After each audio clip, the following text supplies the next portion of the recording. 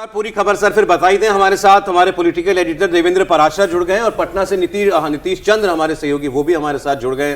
देवेंद्र, तस्वीरें आ रही हैं नीतीश कुमार को उनके साथियों ने आखिरी मीटिंग के बाद जिस तरीके से उनको सेंड ऑफ दिया, अच्छी तस्वीरें हैं ये। अब आज जो नाम पता चलेगा हमें, क्या वो नाम अब तय है? क्या बता सकते हैं कौन मुख्यमंत्री होगा, कौन उप मुख्यमंत्री होगा, नीतीश इस्तीफा कब देंगे? बीजेपी से सम्राट चौधरी होंगे मुख्यमंत्री और अब बीजेपी का मुख्यमंत्री होगा सौरभ, इसमें कोई भ्रम नहीं। और दूसरी चीज़ कि जेडीयू से 2 डिप्टी सीएम होंगे जो कि कल शपथ लेंगे मुख्यमंत्री के साथ। उनमें से एक डिप्टी सीएम नीतीश कुमार के बेटे निशांत कुमार और दूसरे होंगे जो अभी मौजूदा डिप्टी सीएम रहे हैं भी विजय चौधरी। विजय चौधरी हम सभी जानते हैं कि नीतीश कुमार के बेहद खासम खास हैं और एक तरह से निशांत की ग्रूमिंग की जिम्मेदारी भी उनके ऊपर रहेगी कि सीधे सीधे निशांत की एंट्री हो रही है। अगर गवर्नेंस में या गवर्नमेंट में वो आ रहे हैं तो गवर्नेंस के पहलू को समझाने के लिए विजय चौधरी उनके एक तरह से गार्जियन के तौर पे सरकार में काम करेंगे। तो जेडीयू के ये 2 नाम तय हैं और बीजेपी कोटे से सम्राट चौधरी बिहार के अगले मुख्यमंत्री होंगे सौरभ। इसके अलावा सरकार के गठन को लेकर सौरभ अभी एक बातचीत चल रही है, बहुत ज़्यादा संभावना इस बात की रहेगी और अभी लगभग जब हम लोग बातचीत कर रहे हैं तब यही 3 नाम तय हैं जो कि कल शपथ लेंगे। इसके अलावा मंत्रिमंडल में किसी भी और नाम को अभी तक तय नहीं किया गया। हालांकि शाम तक ये तस्वीर साफ हो जाएगी कि सिर्फ यही 3 नाम रहेंगे या कुछ मंत्रियों को भी शपथ दिलाया जाएगा। अभी तक के हिसाब से सिर्फ ये 3 नाम हैं। अगर शाम तक कुछ और नाम तय आते हैं तो सर वो भी रिपोर्ट करेंगे हम लोग। कल शपथ ग्रहण होगा, कैसा समारोह होगा, वो किस पैमाने पर किए जाने की बातें चल रही हैं? पहले बातें आ रही थी कि शायद प्रधानमंत्री भी जाएं।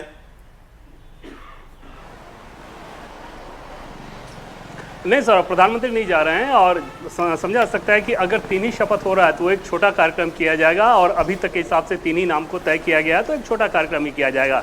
और एक बार आज जब बीजेपी विधायक दल की बैठक में नाम तय हो जाएगा तो 4 बजे के आसपास नीतीश कुमार राजभवन जाएंगे, वो इस्तीफा सौंपेंगे, फिर 5 बजे एनडीए विधायक दल की बैठक होगी। वो सारी चीज़ें औपचारिकता होंगी सौरभ। और शुक्रवार देर रात सम्राट चौधरी के नाम को तय कर लिया गया था। शनिवार सुबह इंडिया टीवी ने उस बात को रिपोर्ट भी किया था। तो लगभग बीजेपी की जो लाइन थी सौरभ, और बीजेपी ने एक बार जैसे ही सम्राट चौधरी की एंट्री हुई है बीजेपी में सौरभ, और उनकी लकीर को आप देखें तो शुरू से ये समझ में आ रहा था कि नीतीश कुमार के बाद अगर बीजेपी के हिस्से में मुख्यमंत्री आता है तो बीजेपी उस रोल के लिए सम्राट चौधरी को तैयार कर रही है। अन्यथा सौरभ सोचें कि 2017-18 में कोई बीजेपी जैसे संगठन में आता है और ऐसा नहीं है कि बिहार बीजेपी में नेता नहीं थे और 2022 तक उनको प्रदेश अध्यक्ष की कमान सौंप दी जाती है, फिर डिप्टी सीएम पहली सरकार में बनाया गया, फिर दोबारा इस बार बनाया गया, होम मिनिस्टर उनके लिए लिया गया। तो ये सारी चीज़ें दिखा रही थी कि पार्टी का टॉप लीडरशिप उनको नीतीश कुमार के बाद मुख्यमंत्री के तौर पर देख रहा है और उसी लिहाज से उनमें इन्वेस्ट कर रहा है, जिसका रिजल्ट आज औपचारिक तौर पे नाम चयन के साथ मिलेगा और कल शपथ ग्रहण के बाद। नीतीश, एक बार आप बता दें क्या बज़ है इस वक्त वहां पर? नीतीश कुमार की आखिरी मीटिंग भी हो गई है, इस्तीफे का क्या वक्त जो है वो तय किया गया है, और क्या जी जो अब नई सरकार के चेहरे देवेंद्र ने जो बताया होंगे, इसमें इसके पीछे क्या कैलकुलेशंस दिखाई देती हैं? जी देखिए, ये लगभग तय माना जा रहा है कि सम्राट चौधरी ही मुख्यमंत्री होंगे। और सही कह रहे थे देवेंद्र, ये पहले से ही इस बात की तैयारी की जा रही थी कि सम्राट चौधरी को जिस तरह से आगे बढ़ाया जा रहा था, और इसके पीछे जो सबसे बड़ी वजह है वो है सम्राट चौधरी का जातीय समीकरण के हिसाब से फिट बैठना। चूंकि नीतीश कुमार की राजनीतिक पारी अंत हो रही है, इसका एहसास सबको था, पिछले कई सालों से था, और इसलिए जेडीयू माफ़ कीजिएगा बीजेपी ये चाहती थी कि जो नीतीश कुमार का लवकुश वोट बैंक है 10% का, कुर्मी, कोयरी, धानुक, इसे अपने साथ जोड़ कर रखा जाए। और जाहिर है ये बीजेपी के लिए एक बोनस वोट के तौर पर आगे काम करेगा, और इसलिए सम्राट चौधरी के लिए पहले से पृष्ठभूमि बनाई जा रही थी। और यही कारण है कि आप देखेंगे जब से पिछले 2-3 सालों में सम्राट चौधरी नीतीश कुमार के साथ रहे हैं, बिल्कुल साये की तरह, बिल्कुल उनके साथ। जिस सम्राट चौधरी ने मुरेठा बांधने की बात कही थी नीतीश कुमार को हटाने तक, उस सम्राट चौधरी ने अपने रिश्तों को सुधारा और फिर धीरे धीरे नीतीश जो है वो सम्राट के बहुत करीब हुए, सम्राट उनकी पसंद के बने।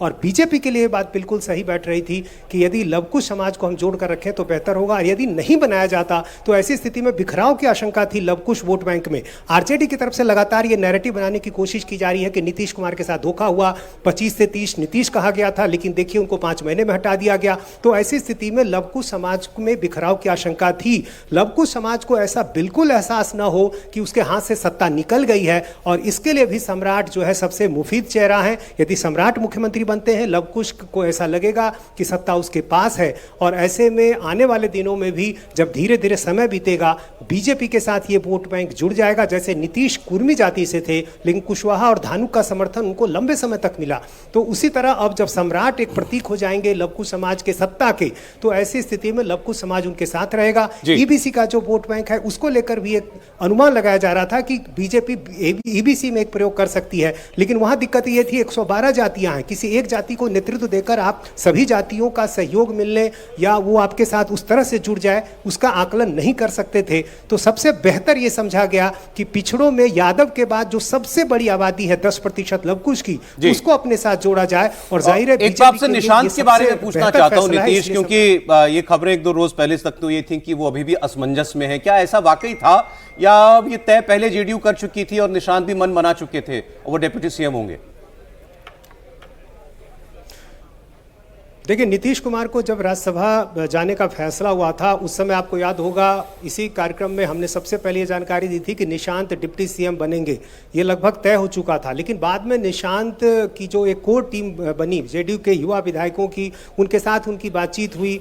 फिर उसके बाद जब अभी हाल में पिछले एक हफ्ते से वो सभी विधायकों से बातचीत कर रहे हैं, सबों को बुलाया जा रहा है, फोन किया गया है और उनसे उनकी राय ली जा रही है। अधिकतर यही कर रहे हैं, निशांत आपको आना चाहिए, सरकार का हिस्सा बनना चाहिए, तभी पार्टी एकजुट रह सकेगी, तभी पार्टी बचेगी।